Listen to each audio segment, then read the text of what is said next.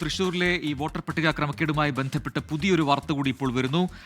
T N Prathapan വീണ്ടും അവിടെ പരാതി നൽകിയിരിക്കുന്നു എന്നുള്ളതാണ്. നേരത്തെ തന്നെ ACP ടി എൻ പ്രതാപന്റെ പരാതിയിൽ അന്വേഷണം നടത്തുമെന്ന് അറിയിച്ചതാണ്. പക്ഷേ അതിന് പിന്നാലെ ഇപ്പോൾ കേന്ദ്ര ഇലക്ഷൻ കമ്മീഷനും സംസ്ഥാന ഇലക്ഷൻ കമ്മീഷനുമാണ് ഇപ്പോൾ ടി എൻ പ്രതാപൻ പരാതി നൽകിയിരിക്കുന്നത്. സുരേഷ് ഗോപിക്കെതിരെയും സഹോദരനുമെതിരെയാണ് ഈ പരാതി എന്നതുകൂടി ഇപ്പോൾ വ്യക്തമാകുന്നു.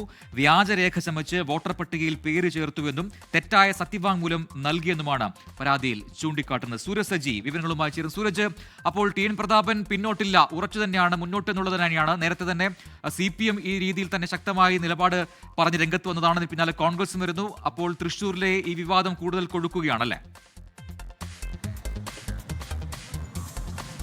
പ്രജിൻ, തീർച്ചയായും. അതായത് ടി എൻ പ്രതാപൻ പോലീസ് കമ്മീഷണർക്ക് പരാതി നൽകിയതിന് തൊട്ടു പിന്നാലെ പോലീസ് ഈ അന്വേഷണം ആരംഭിക്കുകയും ചെയ്തു. അത് കേന്ദ്രമന്ത്രി സുരേഷ് ഗോപിക്കെതിരെ ഒരു പ്രാഥമിക അന്വേഷണം എന്ന നിലയിൽ തൃശൂർ ACP അതിന് ചുമതലപ്പെടുത്തുകയും ചെയ്തു. അതിനിടയിൽ BJPയുടെ ഒരു പ്രതികരണം വന്നത്, ടി എൻ പ്രതാപൻ നൽകിയ പരാതിയിന്മേൽ ഒരു നടപടിയും ഉണ്ടാകാതെ പോലീസ് ആ കേസ് അവസാനിപ്പിച്ചാൽ ടി എൻ പ്രതാപനെതിരെ മാനനഷ്ട കേസ് കൊടുക്കുമെന്ന BJPയുടെ വെല്ലുവിളിയും പുറത്തു വന്നു. ഇതിന് പിന്നാലെയാണ് പിന്നോട്ടില്ലെന്ന് അറിയിച്ചുകൊണ്ട് ടി എൻ പ്രതാപൻ ഇപ്പോൾ കേന്ദ്ര തെരഞ്ഞെടുപ്പ് കമ്മീഷനും സംസ്ഥാന തെരഞ്ഞെടുപ്പ് കമ്മീഷനും പരാതി നൽകിയിരിക്കുന്ന അതിൽ സിറ്റി പോലീസ് കമ്മീഷണർക്ക് നൽകിയ അതേ ആരോപണങ്ങൾ തന്നെയാണ് വീണ്ടും ചൂണ്ടിക്കാണിച്ചിരിക്കുന്നത്. അതായത് സുരേഷ് ഗോപിയും സുരേഷ് ഗോപിയുടെ സഹോദരനും വ്യാജരേഖകൾ ചമച്ചുകൊണ്ട് വോട്ടർ പട്ടികയിൽ വോട്ട് ചേർത്തു എന്നുള്ള ആരോപണം ഉന്നയിക്കുന്നു.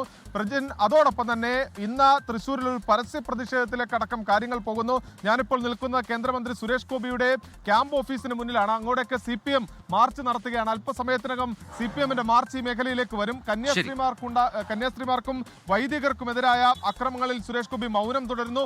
അതോടൊപ്പം തന്നെ നിലവിൽ ഉയരുന്ന വോട്ടർ പട്ടിക ക്രമക്കേടിലും സുരേഷ് ഗോപി മൗനം തുടരുന്നു. മൗനം വെടിയണമെന്ന് ആവശ്യപ്പെട്ടുകൊണ്ടാണ് CPM ഇങ്ങോട്ടേക്ക് മാർച്ച് നടത്തുന്നത്. ഇപ്പോൾ ബാരിക്കേഡ് വെച്ച് ഈ മാർച്ചിനെ പ്രതിരോധിക്കാനുള്ള തയ്യാറെടുപ്പിലാണ് പോലീസും ഉള്ളത്. വലിയ സുരക്ഷയാണ് സുരേഷ് ഗോപിയുടെ ഓഫീസിനും ഒരുക്കിയിട്ടുള്ളത്. അപ്പോൾ സുരേഷ് ഗോപിക്കെതിരെ വിവിധ വിഷയങ്ങളിലാണ് ഇപ്പോൾ CPM അവിടെ പ്രതിഷേധത്തിന് കോപ്പുകൂട്ടുന്നത്. അതോടൊപ്പം തന്നെ വോട്ടർ പട്ടിക ക്രമക്കേട് ആരോപിച്ച് ഇപ്പോൾ കോൺഗ്രസും ശക്തമായി സുരേഷ് ഗോപിക്കെതിരെ രംഗത്ത് വന്നിരിക്കുകയാണ്.